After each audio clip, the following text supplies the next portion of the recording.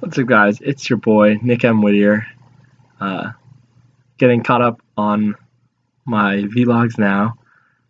So, today I'm going to talk about game design and what I care about in a game and why I think Melee is really great, and some recent experiences in life.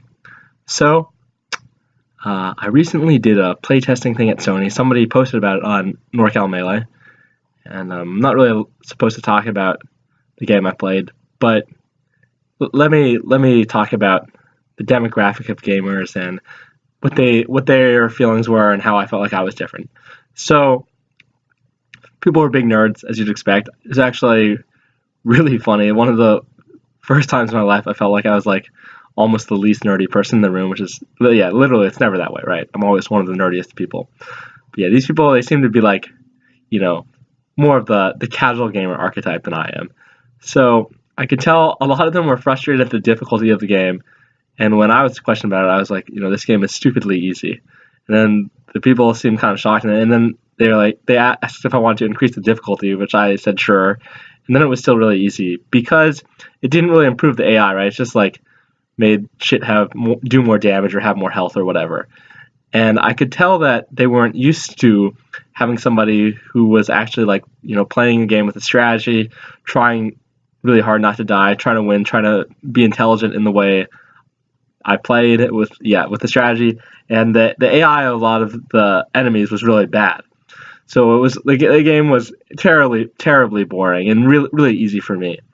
And it also did the shit where the game really held your hand and kind of babysat you, and like it took forever for the game to get started. I felt like I wasn't actually playing for hours, and even during some of the like more climactic parts, it would still kind of hold your hand and like not let you just like press the buttons and figure it out yourself. So for me, a good game only needs two things. There's two traits that are important. One, easy to pick up. Two, hard to master, because that means you can start having fun immediately, and then you can have fun for as long as you possibly want. So let me give some examples. I'm going to give three examples. The first is Geometry Wars.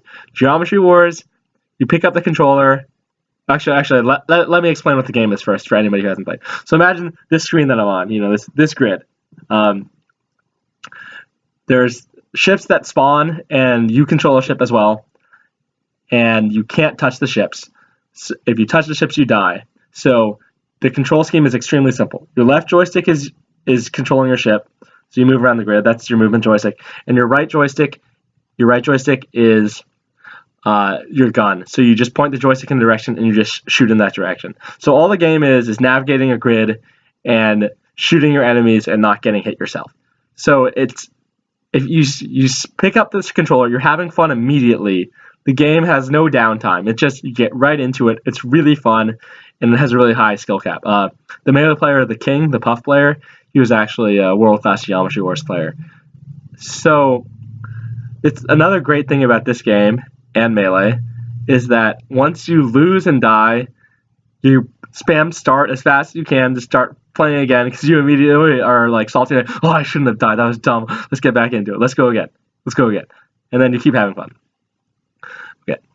Needless to say, the game scales in difficulty very much so as well. And there's also three Geometry Wars games, which all have different things to offer and are good in different ways. Okay, so now I'm going to talk about Twisted Metal, or Twisted Metal 2. It doesn't really matter which one. But Twisted Metal is a fighting game, but you drive cars. So Twisted Metal is cool because, you drive cars and shoot missiles at each other or whatever, and that's fun, right? And it has a cool like single player campaign. It has co-op, and it also has PvP.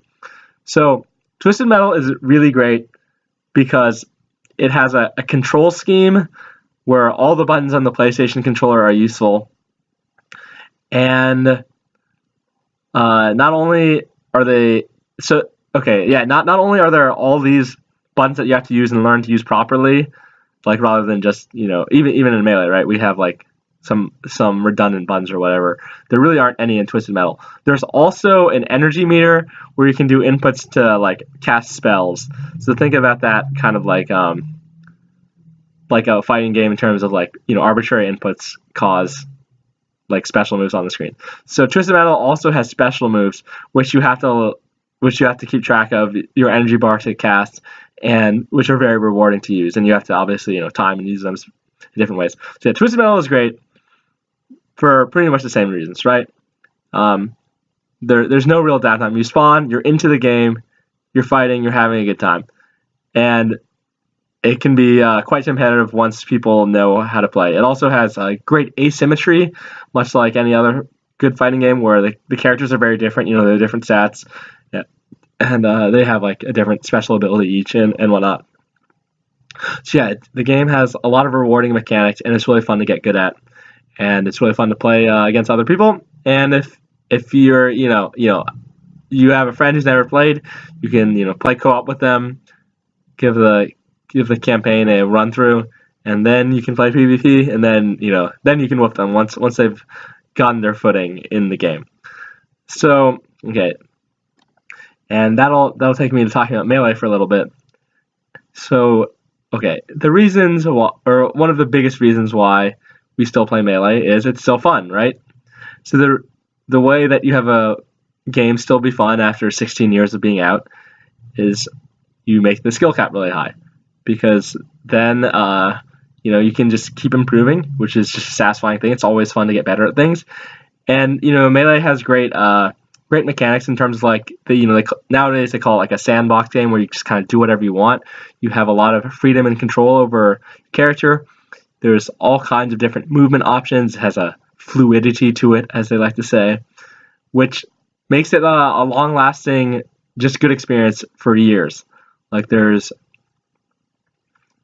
no getting tired of it because it's different every time, right? Like how many times or how often do you say like I've never seen that? I'll say I say it almost every day I play. If I play for like a few hours, I'll see something that was cool that I've never seen before. And yeah, it definitely happened the last 2 days I played. There was some sick shit happened, and I got super hyped. It was a great time. So it's novel forever. Whereas a lot of other games get pretty worn out pretty quickly, especially when there's too much developer intent. So developer intent is something that's really obvious in a lot of games. Like for instance, that I don't appreciate about Project M. That it seems like the characters' toolkits just seem so like deliberately worked out to work together in specific ways, rather than giving the players the creativity to discover what works well and what's cool itself. StarCraft 2 is another game that kind of has this problem, in my opinion, where Blizzard or Dustin Browder with the unit design put like way too much. I don't know. He tried really hard to like imprint his vision onto the game of how things would be played and what things would be used for or whatnot. But what's way more interesting is when you just throw a bunch of shit into the game and then let people figure it out and see how it pans out. So Dota is a good game in this way, because Dota just originally had all kinds of shit in it, and then over the years it's been tweaked, and now it has like quite a lot of developer intent in the design, I would say, but they still always throw a bunch of fucking shit in the game. They throw a bunch of shit in the game and then it's broken, they take it out, they change it, or sometimes they just leave it in because they're like, well, that's the game, everybody has equal access or whatever, that's the way it is. So I really like that. And League of Legends I also feel was too much on the developer intent side. For instance, when the game was really new, it wasn't obvious how it would play out to which lanes you would put people in terms of how many people per lane and then which lanes. And then they changed the XP system to pretty much, not pretty much. They changed the XP system to make it so that the way it's played now is the only viable way to play, which I think is really lame. Okay, so I want to talk about modern games and what really bothered me a lot recently. So it's not so much the developer intent which has bothered me in games I played recently. It's more that I don't really feel like I get to like pick up the game and just actually fucking play the game. So Twisted Metal has all that shit that I just said. I think Twisted Metal is like one of the best examples. You have an energy bar, you don't know how to use turbo or tight turn effectively, or like there's no menu that tells you the special moves. You just get thrown into this fucking game with all kinds of fucking off the wall mechanics, all kinds of secret places and like exploits or whatever, and you fucking press play and you start playing and you press buttons and figure it out. I'm really sick of when I press start, I feel like the game doesn't start in a lot of games nowadays. And that's one of the reasons why I don't really play like Dota or StarCraft much anymore. It's just like the build up to actually getting to the fun part of the game is way too long. And it's really true in single player games, especially nowadays, I'd say, where video games are supposed to be instant gratification. That's why we play video games as, like lazy degenerate fucks or whatever, and like don't read books or do things that are more enriching. It's because we're lazy and we want to have fun right away without having to like invest time in building something up. You're supposed to start playing and have fun. That's why I don't play Zelda games anymore, especially. I really feel like after starting with Twilight Princess, those games took way too long to start getting to interesting, fun things. Like Twilight Princess, it had all this shit where you have to like be a wolf, and none of this shit was fun.